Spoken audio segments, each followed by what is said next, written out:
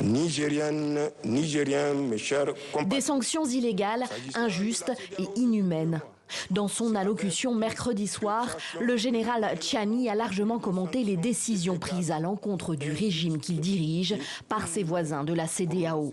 Le Conseil national pour la sauvegarde de la patrie rejette en bloc ces sanctions et refuse de céder à toute menace et d'où qu'elles viennent. Nous refusons toute ingérence dans les affaires intérieures du Niger et rejetons la prétention chez les uns et les autres de punir pour l'exemple le Conseil national pour la sauvegarde de la patrie et le peuple nigérien. Réunis lors d'un sommet extraordinaire dimanche, les dirigeants de la CEDEAO ont ordonné un blocus économique du Niger, avec la suspension immédiate de toutes les transactions commerciales et financières avec le pays.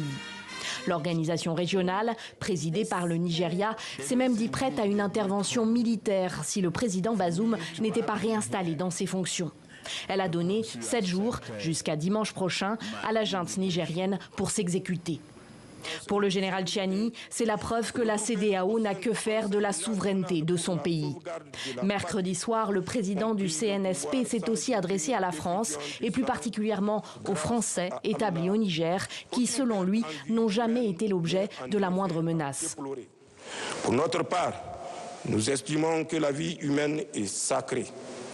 La vie des Nigériens, aussi bien que celle de tous nos frères et amis résidant au Niger, ils n'ont donc aucune raison objective de quitter le Niger.